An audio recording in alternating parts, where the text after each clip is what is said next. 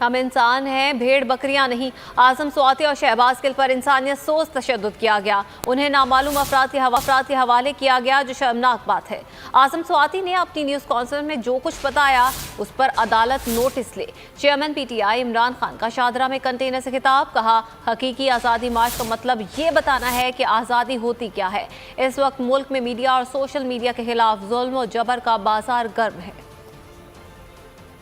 شہباز گل کو پکڑ کے اس کو ننگا کیا، اس کے بعد جمیل فاروقی صحافی اس کو ننگا کر کے تشدد کیا، اور اعظم سواتی 75 سال کا سینیٹر اس کو پکڑ کے انہوں نے جو اس کو ذلیل کیا اور ظلم کیا، پوتے اور پوتیوں کے سامنے صرف اس لیے کہ اس نے تنقید کی اس کو مارا گیا، اور اس کے بعد نامعلوم افراد کے حوالے کیا گیا۔ یہ کون تھے نامعلوم افراد؟ چیف جسٹس صاحب، آپ کا کام ہے فنڈامنٹل رائٹس کی حفاظت کرنا۔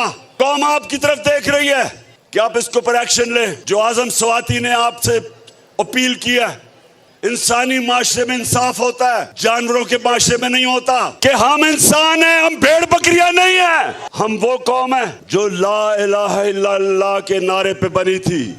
ہم وہ قوم ہیں جو دنیا کے سب سے عظیم لیڈر محمد مصطفیٰ نبی صلی اللہ علیہ وسلم، ہم ان کی امت ہیں۔ ہمیں آپ جانوروں کی طرح نہ رکھیں کہ جب آپ فیصلہ کریں کہ پہلے چور ان کو چور کہیں اور ان کو پھر ہمارے اوپر مسلط کر دیں، اور ہم بھیڑ بکریوں کو کہیں کہ آپ بھیڑے اس طرف چل پڑو۔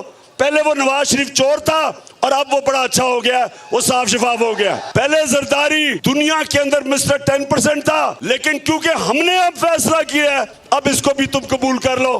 ہم بھیڑ بکریاں نہیں ہیں۔ نواز شریف